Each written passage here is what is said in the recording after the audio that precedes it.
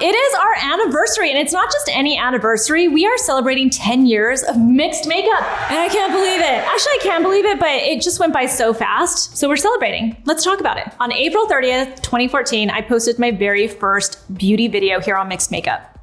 It's kind of wild to think that it has been a full decade. And back then, my show, Beauty with Susan Yara, was actually called The Cut. I'm Susan Yara. I'm here to tell you which products I think make the cut. Which stopped being the name of the show because I got a cease and desist from a magazine saying that I was using their trademark. So if you're one of my OGs and you ever wondered what happened to the title The Cut, it actually had to be taken down because I got a cease and desist. I don't think I ever said that to anybody. I don't think many people know that besides my team. Since it's been 10 years, I decided I didn't want to make a video where I take you through the entire 10 years. That's just a long video, and all of our attention spans apparently have really shortened because of TikTok. But I did want to kind of talk about some of the things that we learned. My team and I have really seen the evolution of social media video. I kind of want to take you guys back to 2014 because it's hard to imagine where things were. But on YouTube, what you normally found were YouTubers who were doing hauls. Everybody was much younger than me on YouTube. You would find people who were 17, 18 who were doing fashion hauls, beauty hauls. A lot of them were just using the camera on their computer, which is also a really funny thought because at least now we use our phones or something, or a real camera. It was a much younger demographic watching YouTube, and it wasn't as highly produced. It was a lot of user-generated content and also viral videos. That was really that was the bulk of what YouTube was. It was just a completely different landscape though, because when I started Mixed Makeup, the intention was to start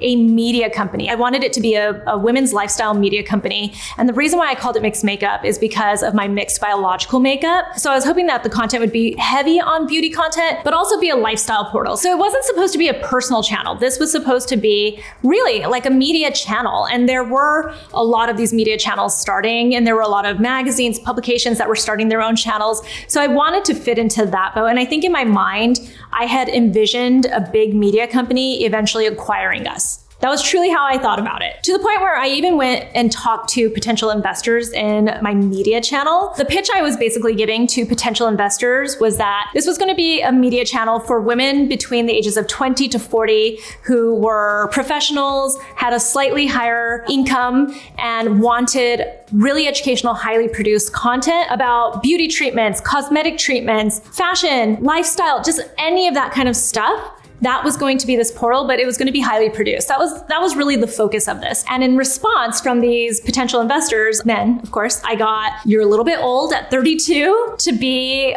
the person on camera. So you should find younger people to be hosts for this channel. 2, these people, this age group that you're talking about does not watch YouTube. And 3, they just thought it was a bad idea to invest in this. Why put production value behind YouTube videos? Because that was not the point of it. So that was the response I got. And obviously I didn't get an investment. So I just decided to start doing this on my own. So I kept all of that stuff in mind, but I knew that there was a demographic that was looking for this kind of content because I had sort of seen it. I knew myself that I would Google a lot of the different cooking videos, interior design videos. Those were the things that I was looking up information on since I already was in the beauty industry. So I knew there had to be people that were looking for content, especially around cosmetic procedures, because believe it or not, 10 years ago, you couldn't even get a celebrity to admit that they had Botox. It's just such a different world now than it was even just 10 years ago. But I knew from working at celebrity magazines like People Magazine, working as a beauty editor, I just knew that there were so many celebrities that were getting tons of treatments and just not talking about it and acting like this was their natural beauty. And so I thought, that's a shame because we should have access to this information too. So that was truly the thought behind this channel. If you've been around for a while, you've watched the evolution of this channel. So I'm not going to walk you through those first 5 years. Those first 5 years were great. It was a lot of hustle and a lot of work. And what a lot of people don't realize now watching the channel, we didn't get sponsorships back then. It was really rare to get a sponsorship because it wasn't the same kind of industry. The influencer industry, I don't even think the term influencer really existed back then. You could be a content creator, you could be a YouTuber, you could be a blogger, but influencer hadn't really taken hold yet. And you weren't getting brands that were trying to capitalize on this influencer industry. So to make money while we built this channel, the team and I would also run digital production for different brands and also for media companies like beauty brands, for instance. We produced videos for beauty brands like Joico. A lot of the Sephora brands back then needed us to produce the education videos for their products that would go to the Sephora University team members. So we were behind a lot of video production back in the day. And that was truly how we made money. Even if we did get sponsorships, they were so low as far as like the rate that we got, because I wasn't considered a huge YouTuber. I wasn't this like makeup girl. I talked a lot about skincare, which was not cool at all back then. And then we mostly talked about cosmetic procedures. And I think that's where people start to really take notice of the channel. Exactly what I thought. I thought people wanted to know more about these procedures that they could get in office or surgeries, you know, just anything that people didn't talk about, but everyone wanted to know about. That's what we were doing. Nowadays, obviously, everyone shares their experiences. In fact, I think everyone wants to get procedures done because it becomes content for them to go get a facial, to get a chemical peel, to get a nose job. Like now you can find tons of videos about these types of treatments. But back then, you really couldn't find anything that was really well produced that featured the actual expert in them too, like the doctors, the dermatologists, the plastic surgeons. But even at that, the channel was growing at snail speed, in my opinion. It was around the 5-year mark of this channel that we hit 600,000 subscribers. And I know that's not small. It's definitely not small, but it had felt like it crawled to get to 600,000 subscribers. So on January 1st of 2019, the team and I decided to post a video here called Should I Quit? And I'm telling you right now, we'll never forget that day because it was the day that changed this channel completely. And it wasn't because of the videos specifically, like what I said in that video. I think what happened was I changed the way that I spoke to the camera. I used to have everything completely scripted for my Beauty with Susan Yara episodes. I'm not your mom, so I'm not gonna tell you why you need to wear sunscreen. Instead, I'm gonna tell you what to look for. And they used to be really short. My average video on YouTube back then was like 2.5 minutes long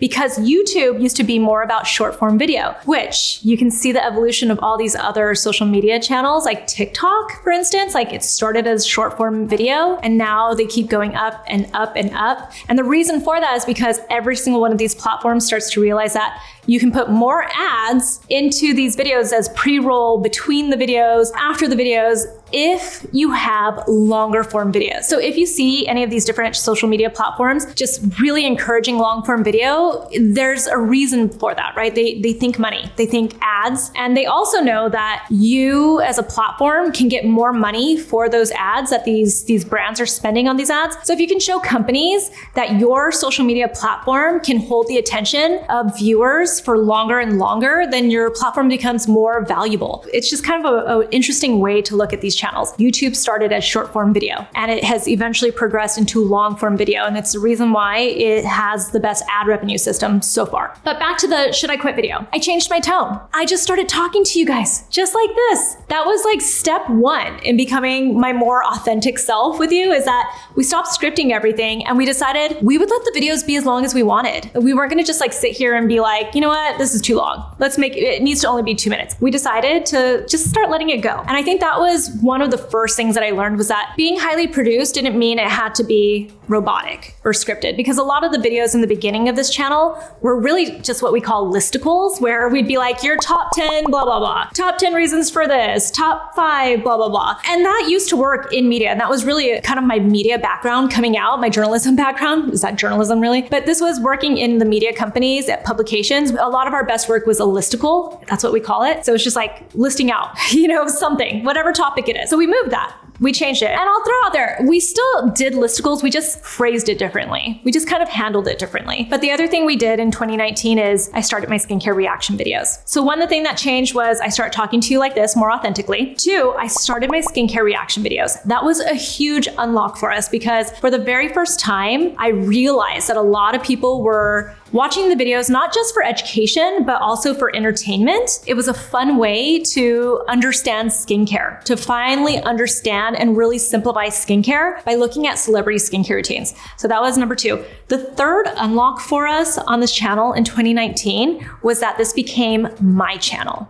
like not the Susan Yara channel per se, but I became the face of this channel, which a lot of people don't realize this channel had so many different faces on it. And I still have like tried to bring more and more people onto the channel just because I think it's fun to have this like family of people that are on it. But really the trend has changed from being a media company that has lots of different people as faces of it to truly just being an influencer channel. Like it really is about one person per channel. And we've seen this with other social media platforms, TikTok, Instagram, Snapchat, Snap. I still call it Snapchat. We see this happen all the time. We all individually follow people, not media companies. So looking back on those three things and looking back on just these past 10 years, I think what I've really learned is that if you really want to succeed on social media, there are two things that you truly, truly need as a content creator. One, you have to have stamina. You have to have stamina. I see too many content creators these days, or content creators that come to me for advice because I've been doing this for so long. And they say, how do you keep doing this? And the answer is stamina. It is a slow and steady race. It is not about trying to go viral. It's not about having the most followers. It's about creating a community over time, being consistent with your content, and not getting on yourself, at least not too hard, if you don't have the views, if you don't have the engagement. But here's the second thing that you need to have. You have to be able to evolve. You have to be able to reflect on your content, reflect on what it is that's working and not working with your content, and then evolve that content. Everything that you're doing as a content creator, you have to actually learn from that type of content. You shouldn't see it as a failure if it doesn't do well.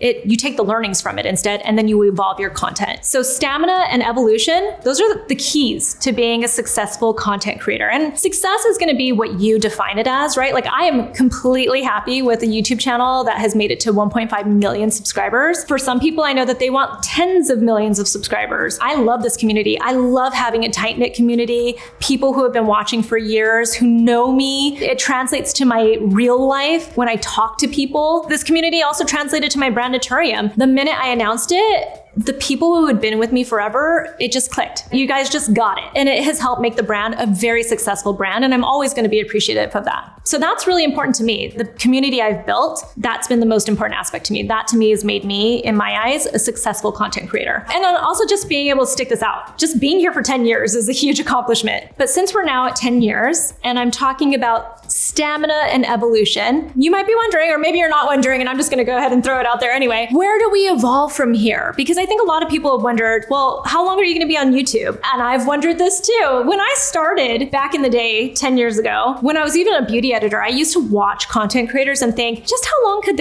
they do this? Like, are they going to get old and become parents and stay on YouTube and on Instagram and on TikTok, now on TikTok? And I think the answer is maybe. Now we see 10 years later that people really do stay on social media for years and years and years, and their community grows with them. And because I want my community to stay with me and I want to continue growing this community, I feel like it's time for us to evolve. So I have a few new projects that are coming up. I'm not quitting. I'm not going anywhere. This isn't a redo of the should I quit video, because I don't think I want to quit at all. In fact, this is only just becoming more fun for me because I think we're at a place now where we can really focus more on passion projects. So we do have a couple of podcasts coming on this channel. And I know that's not an original concept. That's not an original idea to start a podcast. But the first podcast idea is really, it has nothing to do with beauty. I will continue doing my Beauty with Susan Yara videos. Those are not going anywhere. So you'll still get this, what you're used to, but you'll also eventually, and when I say eventually, we're taking our time. We don't want to stress about it because back in the day, we were hustling and stressed out and trying to get as much content as possible on this channel. Now we're taking our time and we're really creating something that we love. So the first podcast, I'm not going to share the name yet, mostly because I don't have a name. I haven't decided on it. We've tested a few, not sure yet. The first podcast is really going to be about my background in this industry as a content creator, as a beauty editor, as a producer, a video producer, as a brand owner who works now with the content creators to sponsor them. And also as a digital talent manager. A lot of people don't realize this. Our digital production company in 2020 during lockdown, when video production basically stopped, instead of letting go of the entire team, we pivoted and we started to manage content creators. And that became its own little company called Glow Lab. Glow Lab has now merged with a much bigger talent agency called the Digital Department. And that's been a lot of learning as well over the last few years. So I have all these different pockets of my career that have been part of essentially the creator economy is what a lot of people call it. But it's really this digital world, starting from when I was at Forbes magazine in 2004, and we started one of the first video networks for a publication. It has truly been 2 decades of my life being in the digital space. And so that's what that podcast is going to be. We're going to bring on guests who have also been part of that space. There will be a lot of people who are in the beauty industry and beauty content creators because that's the industry that I know the best. It's the people that I truly know, but we're really going to try to mix it up so you get different perspectives about this industry. That way you can learn if you're a content creator, if you're a person in marketing, or if you're just a person who's interested in this industry. The second podcast is completely different. I don't even want to bring it up yet because it's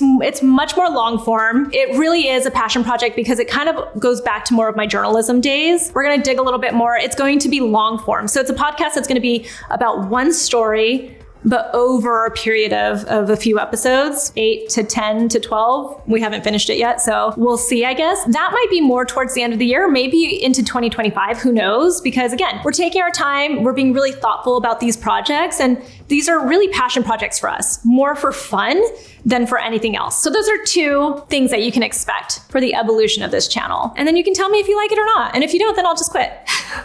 I will. So that's the beginning of the evolution of mixed makeup and where we're really planning to go. So as these projects get started, definitely share your thoughts on them because they're new to us. This is a new world to us, and we're really trying to just have some fun with it while also giving you content that I think that you might like. I hope you like. So share that with us. Also tell me in the comments if there's any kind of content that you want to see on this channel because we're open to it. We like to evolve here, so we're still going and we're evolving. And I'm excited for it. And I thank you guys so much for being here because I obviously couldn't do any of this. I wouldn't have been here for a decade without all of you. And I really appreciate it. I appreciate it every single time you come up to me and you say that you've learned so much about skincare. I appreciate it when you bring up my kids and you know what's going on in their lives and you ask me about them. And it just feels like we're friends. And I love that. And I really honestly feel like I can go anywhere in this world and I could find a friend there because of all of you guys. So I appreciate that. And I guess I'll just end the video here. So happy anniversary to Mixed Makeup and to all of you because we did it. We've been here for 10 years.